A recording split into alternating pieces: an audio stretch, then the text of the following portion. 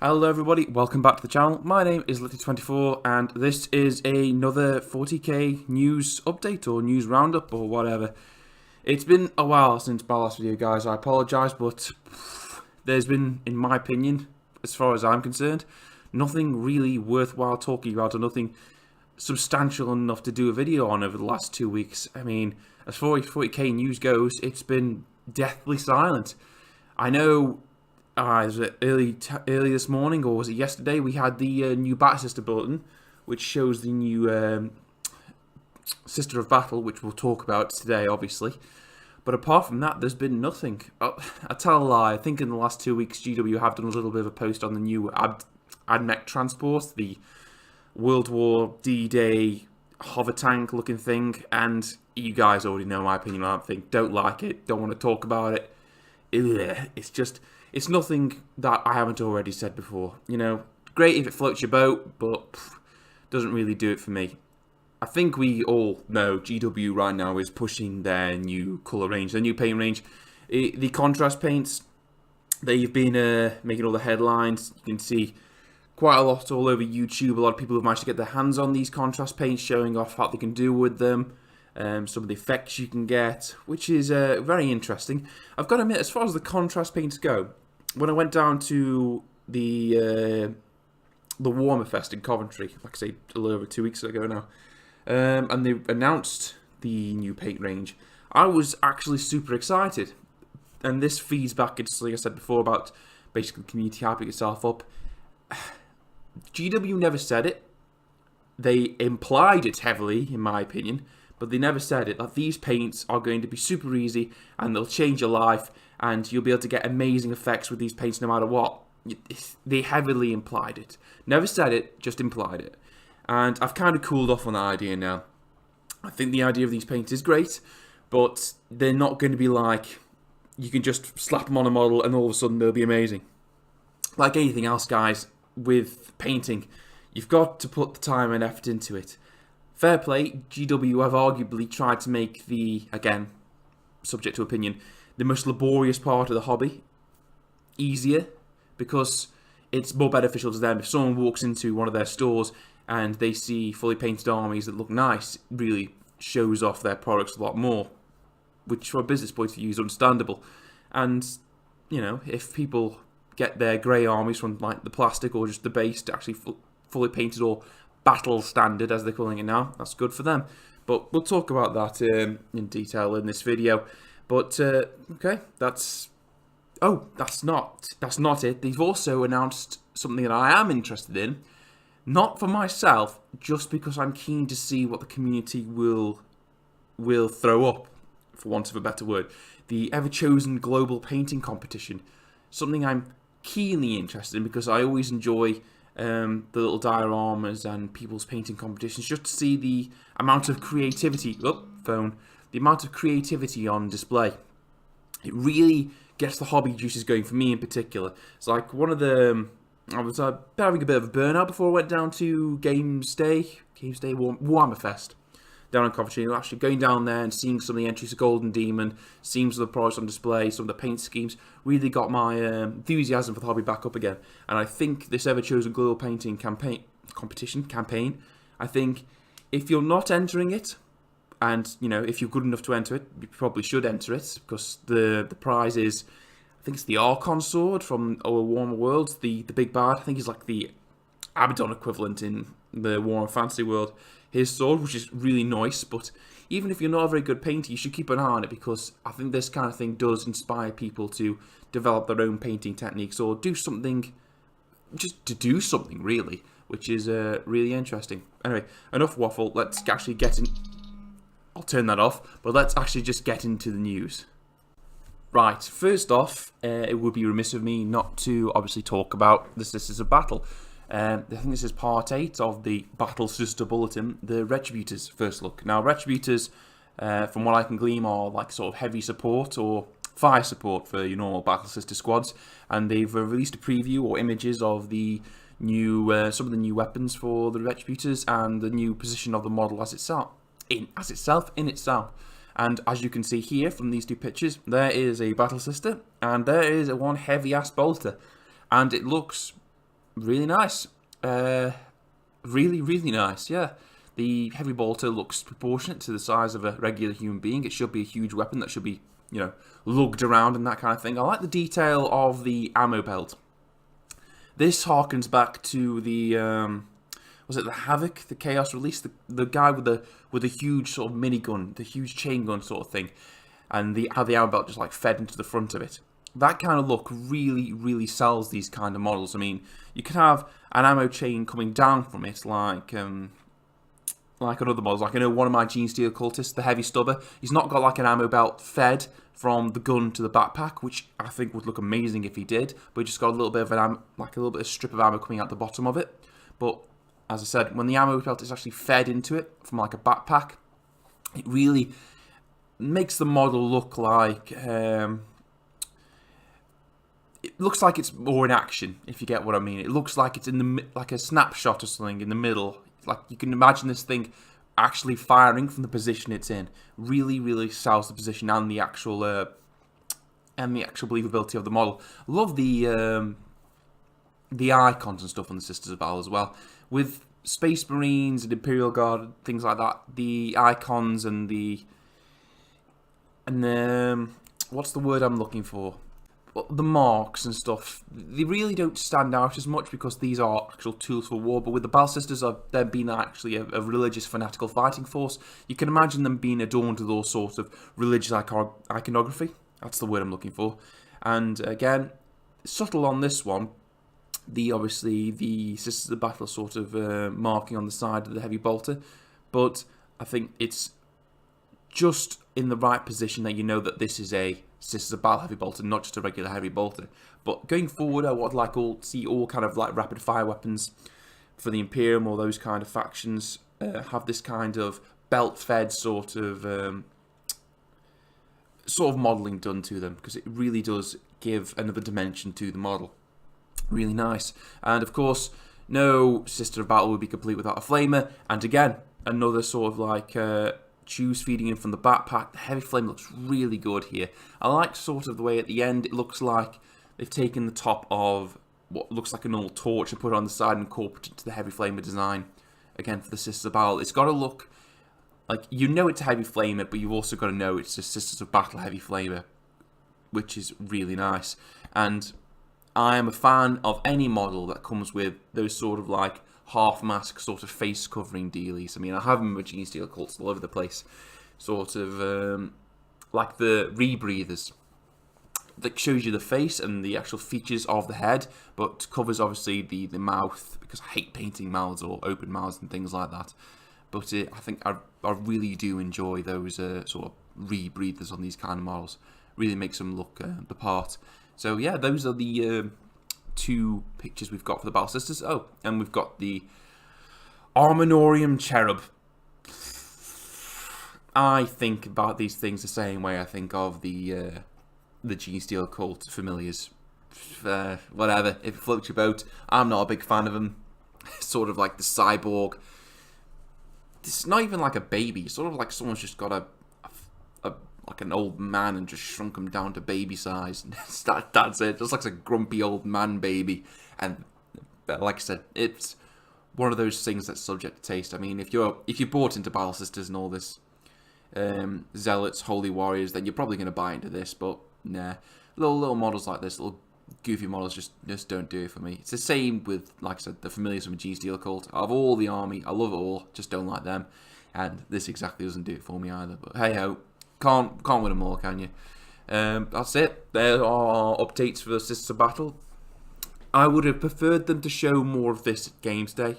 Games Day, I keep calling it Games Day, Warhammer Fest. Because we didn't really get anything. I would have thought they would have at least shown us, well, they showed us one painted miniature.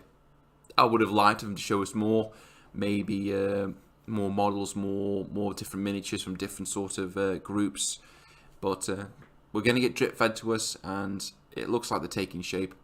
I'm holding my breath till we actually see a painted force, and then I think we will know for certain whether they've scored a hit or not. Because just seeing these individual models on their own is nice, but I'd like to see them together in an army in the actual environment on a tabletop. But as far as progress is looking good. So moving on to the main meat and potatoes of the last 2 weeks of, well, Games Workshop news, I suppose, the Citadel colour contrast. Now, if you've been following the news, you know that Games Workshop are pushing this very heavily, as you would brand new product. They've invited a load of painters over to test the paints. They put up videos of their reaction on their website. We've got an actual date for them being released now. You can pre-order them the 8th of June, and they'll be installed the 15th of June. I'm curious to see how well they sell. I mean, at first I was thinking to myself, well, you know, people are just going to go mental for these. If people think these paints are going to revolutionise the way they paint and make everything a lot faster. I mean, I think there's a video online somewhere of some bloke painting up a decent looking Space Marine in like 30 minutes. So you could pretty much smash out one squad in like half a day, if you know, and still have time to spare to do whatever you want. But I think the longer people sit and think about these paints, and the more videos people put up online, because people have got access to these paints early, some people have, and they realise that yes, these paints are good, but I don't think they're going to be, you know, the I win button that people were originally thinking they were going to be. What I mean by that is, like I said, I think GW have sort of, without saying a lot, sold it like that. Like, oh, this is going to revolution, it's going to change your life. Yeah, it'll probably make your life a little bit easier. It's another tool in the toolbox, but you're still probably going to have to put the effort into paint. You can't just slap this stuff on and expect, like, you know, a decent looking model. But yeah, like I say, it'll be interesting to see how well these sell. I mean, if I go down to my local Games Workshop on the day they're released, or the weekend they're released, and walk in there and find out they're all gone, all sold out, then I know, you know, shows what I know kind of thing. People love these things. But I think once they're released and we see more community-developed content online, on YouTube, that kind of thing, of the results these things will get, that's when I know if they were going to be like the big success that Games Workshop thought they were going to be. But I am I am interested in the effects people can get. I'm not a painter. I don't pretend to be a decent painter. I think I can do tabletop standard, and that's it. It takes me a long time. I'm not the kind of person that could sit down and bash out a squad of, let's say, Gene Steel cultists in a day. I couldn't do it. I could bash out a squad of Gene Steel cultists in the course of weeks, but that's just like the way I like to paint. If these paints can make painting skin easier, then that's all I require. If I can just get away with doing skin easier, I'll be a happy bunny, and I can leave it at that.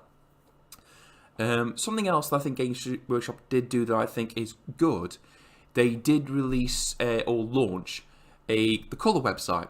And the colour website is good because it gives you a look at different techniques and methods you could use with obviously the painting range from Games Workshop. So rather than, you know, jumping all over YouTube to find the various videos that they've done, or maybe just searching around for yourself, you can go onto this Citadel colour website, and it's got quite a large list of different techniques, different painting methods, things like lenses, things like using masking tape to do stripes and stuff on vehicles, things like that, which I think is really good when they centralise it into one place rather than skipping around all over YouTube. It's good for the community. If you're in the middle of a painting project and you're like, what paint would be good for this, or I really don't know how to do these lenses very well, or, well, let's have a look. I mean, you've got on there undercoating with sprays. I mean, some people think that, you know, just spraying your miniatures is simple as that, but, you know, shaking the can, the humidity of the room, it really does affect these different kind of techniques you can use. On there, you've got blood techniques, slime techniques, rust techniques. These could all be like individual YouTube videos on their own, or individual videos on a site that you might be subscribed to, but they're all here in one place, which again, I say is very handy for the community as a whole. Which this is the one thing I can unequivocally say is definitely a good thing that GW have done recently, launching a site just dedicated to painting techniques and painting methods. it really will help the community. Like I say, GW want to get to a position where if you walk into a Games Workshop shop, if you walk to one of the stores and you see no grey miniatures, no just miniatures put together and then played on tabletop, or nothing that's just base painted and that's it. If you can go in there and see at least a minimum standard, then that's going to be a victory for them, because it helps sell their products to, obviously, prospective buyers and people who are interested in the hobby. The other thing that ties back into that is the new battle standard. I think that this is a double-edged sword. If you're not aware, GW put out a post not so long ago about battle ready or battle standard miniatures that have reached a certain standard in painting that they considered, now that is battle ready, now you can present that on the tabletop. You should never be afraid to play your miniatures how you want to. They're yours. You bought them. You fucking paid for them at the end of the day. You could paint your fucking Nurgle army bright pink and, fashion little bow ties to each one of them if you wanted to. Or, smash rainbow colours over your Space Marines. It doesn't matter. They're your army. I don't think Games Workshop should be dictating the level of painting that you should be applying to your miniatures for your almost allowed to play them, it feels like. Like, oh, well, you're not battle ready, so you shouldn't be allowed to play that. No, that's bollocks. They're yours. They're your products. You could do whatever you want with them. I think that comes off as kind of, it's sort of forcing people to attain a certain standard that they might not be happy with in their own hobbying. Hobbying should be just that. It should be something you enjoy. If you are paranoid that when you take your miniatures down to the Games Workshop that you're not battle ready, then you're taking away the enjoyment from the hobby. You should never be afraid to show off your miniatures. I mean, you get better with time. If you're interested in, obviously developing your painting skills. I've been collecting Tyrannies now for years, and I can show you the first models I painted, some of the first G still I painted, and they're awful. They are god awful, but I'll still play with them because they're mine. I paid for the fucking things. That's something that irked me a bit. Battle standard, trying to force people to comply to a certain standard. I know at some tournaments you got to have 3 colours on that kind of thing, but you should never, ever be afraid or, ever be put off for just playing the miniatures how you want to play them. Sometimes, if you want to buy a load of models, just glue them together and just base paint them, and you're happy with that, you're happy with that. You should. That's your decision. You should never be penalised for just enjoying yourself. Basically, what I'm trying to say. So yeah, that little post irked me a bit. Battle ready, just let people do what they want. It's they bought it off you. It's their stuff at the end of the day. And last but not least, this is something I'm very much looking forward to: the ever-chosen global Warhammer painting competition. Like I said, as far as 40k news specifically, we've had nothing. It's all been about paints and methods of paints, the new contrast paints, the new site they put up. But I think a thing like this will benefit everyone in the community as a whole, because I think it'll just inspire. I think it'll only inspire people, in my opinion. Just watching people create these beautiful works of art. That's exactly what they are. And this global campaign will do that. It will bring people who would not normally attend like Golden Demon or painting competitions. It will bring their work out for all to behold and all to marvel at. I mean, looking at some of the pictures they've got on here, these dioramas, that Core Warrior diorama there, that's amazing. Just the paint done on the paint done on the flag is just amazing in itself, and I'm very much looking forward to all we get to see from this. And I hope that Games Workshop will show off everything, or at least put on a website somewhere that we can go and look at every single entry, because I think it'll only be beneficial for people who want to get inspired to hobby more. But yeah, basically what the crack is, GW stores all over the world, you'll be able to enter in your miniatures basically, and there's I think there's 3 painting categories. There's open, which is the say here, entries can be any miniature currently available from Games Workshop, so no third-party stuff. That's something I'll touch on just quickly at the end. A unit of collection that'll fit onto a 30cm by 30cm, 12-inch by 12-inch display area, so your dioramas, things like that. You've got your Youngbloods, which is a single miniature of any size, only open to painters age 15 below, obviously encouraging the younguns to get into a bit of painting. and the Ever Chosen. Entries can any single Citadel miniature, that fits onto a 60mm base or smaller, that's currently available for GamesWorkshop.com. The winner of the Ever Chosen category will go on to represent their store in the global online vote. So this is going to be something that we can all vote in as well as the actual judges from Games Workshop or wherever they're going to come from. And the winner of the entire thing will be able to get, as I said before, the Archon's legendary sword, the Slayer of Kings, or a replica thereof, which would look nice above anyone's mantelpiece, really. So, keenly looking forward to this, guys. Be very, very interesting to see some of the creativity on display. I mean, I'm always looking for new cool conversions for Tyranids, and I think this will bring all those creative types out of the woodwork and display their artistry for all to see, which is something we should always encourage. On the little blurb there, which said, "Oh, it's got to be from GamesWorkshop.com." I understand they want to show off their products, and this is a win-win situation as far as them and I am concerned. They get to show off their products, and we get to see all the amazing art that people do. I just want this last bit of the video. I just want to have a quick moan about Finecast. I was looking.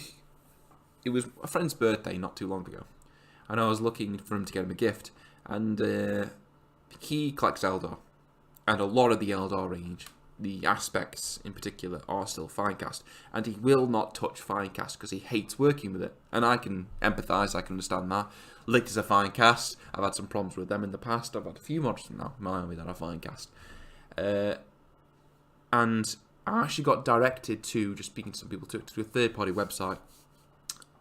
I'm not going to link it to anything like that in the video, where they do amazing not Eldar aspect warriors, if you get what I mean. Some amazing not striking scorpions and absolutely beautiful not howling banshees.